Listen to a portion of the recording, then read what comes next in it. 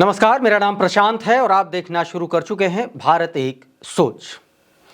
दोस्तों, उत्तर प्रदेश की 9 सीटों पर जिन 9 सीटों पर उपचुनाव हुआ उसके बाद से लगातार समाजवादी पार्टी के नेता कार्यकर्ता सारे लोग सवाल उठा रहे थे। इस पूरे चुनाव में समाजवादी पार्टी अध्यक्ष पूर्व मुख्यमंत्री अखिलेश यादव लगातार सक्रिय रहे।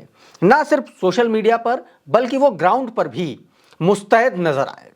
सोशल मीडिया के माध्यम से लगातार वो इलेक्शन कमीशन और कोर्ट जाने की हिदायतें देते रहे, चेतावनी देते रहे। जहां जहां जिन जिन बूथों पर प्रशासन की सख्ती दिखी, जहां जहां प्रशासन और पुलिस के लोग मतदाताओं की पर्ची और उनके आईडी कार्ड चेक करते हुए मिले, पाए गए, वीडियो आए, सीधे चुनाव आयोग में शिकायत दर्ज कराई गई। नतीजा यह हुआ कि लगभग 10 पुलिसकर्मी, 10 जो कर्मचारी थे वो सस्पेंड किए गए, उन पर कार्रवाई हुई पुलिस के लोगों पर। अब साथियों, अखिलेश यादव ने मतदान के बाद और मतगणना से ठीक एक दिन पहले जबरदस्त तरीके से हमला बोल दिया भारतीय जनता पार्टी पर।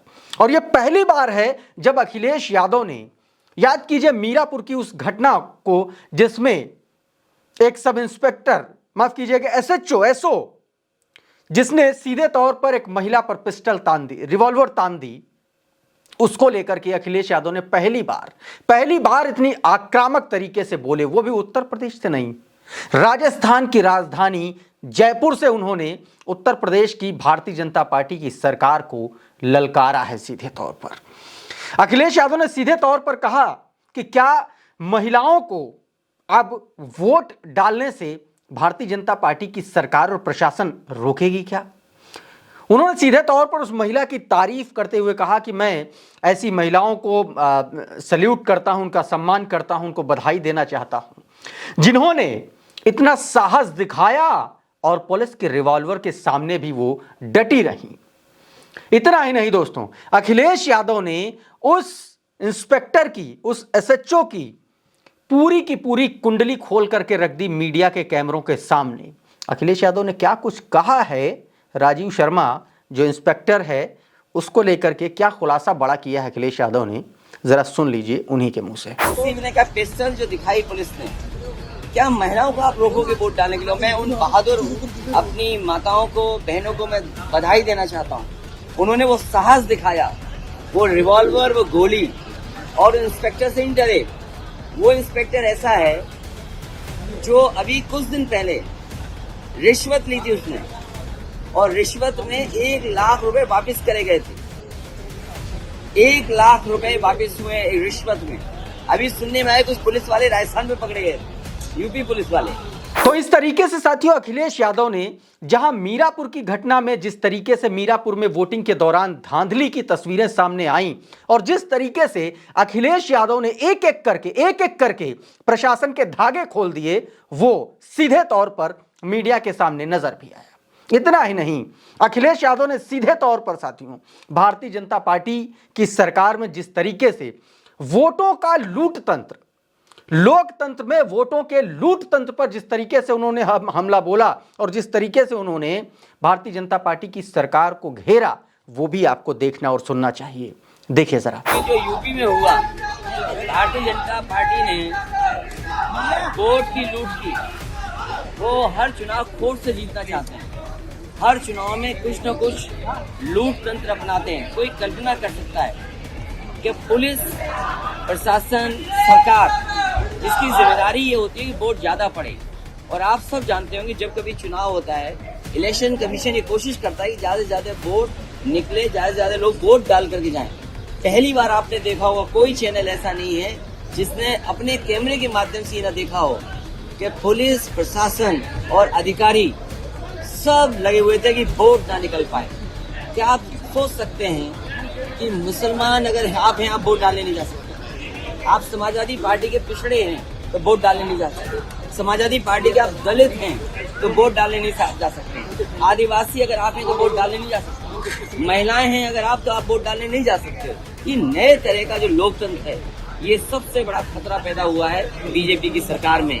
इन सब के बावजूद अखिलेश यादव लगातार भारतीय जनता पार्टी की सरकार को घेरते हुए नजर आए। जब अखिलेश यादव से अडानी मामले पर सवाल किया गया तो उन्होंने सीधे तौर पर कहा कि वो एक बहुत बड़ा प्रोसेस है, बहुत लंबा प्रोसेस है। भारतीय जनता पार्टी लगातार ऐसे काम कर रही है, लेकिन मुख्य सवाल यह है कि उत्तर प्रदेश में क्या हो रहा है। अखिलेश यादव ने सीधे तौर पर बेरोजगारी और महंगाई का मुद्दा उठाया, अग्निवीर का मुद्दा उठाया, और जिस तरीके से उत्तर प्रदेश में सरकार काम कर रही है उसको लेकर के सीधे तौर पर योगी आदित्यनाथ के योगी वाले टाइटल पर भी कई गंभीर सवाल खड़े किए अखिलेश यादव ने।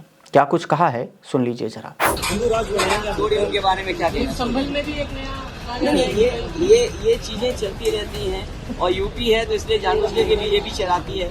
आप अग्निवीर व्यवस्था खत्म नहीं कर रहे हैं, बेरोजगारी बड़े पैमाने पर, महंगाई बड़े पैमाने पर, आपका सरकार पे कंट्रोल नहीं, करप्शन हाईएस्ट लेवल पर है। तो आप सोचिए ना, तो क्या करेंगे? यही करेंगे जो कर रहे हैं वो लोग।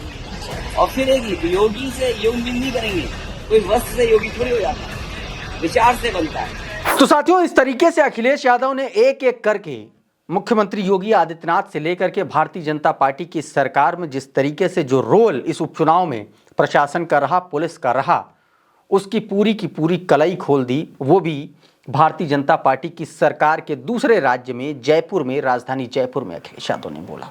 इतना ही नहीं दोस्तों, अखिलेश यादव ने सीधे तौर पर आरोप लगाया कि उत्तर प्रदेश में भारतीय जनता पार्टी की सरकार में कुछ अधिकारी ऐसे हैं जो उत्तर प्रदेश में फर्जीवाड़ा करके, उत्तर प्रदेश में करप्शन करके, उस करप्शन का पैसा राजस्थान में इन्वेस्ट कर रहे हैं।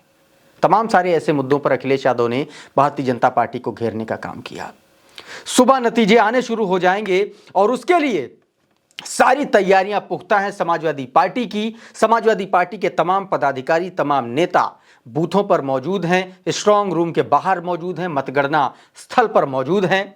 देखना होगा कि कल जब सुबह 8 बजे से काउंटिंग शुरू होगी तो क्या कुछ तस्वीर निकल करके सामने आती है। तमाम सारे सर्वे बता रहे हैं कि भारतीय जनता पार्टी उत्तर प्रदेश में जीत रही है, लेकिन ग्राउंड की सच्चाई कुछ अलग है। ग्राउंड की सच्चाई क्या है, यह बताने के लिए आप जुड़े रहिएगा कल सुबह से भारत एक सोच के साथ लगातार लाइव नतीजे देखने के लिए। बहरहाल अभी के इस वीडियो में फिलहाल इतना ही।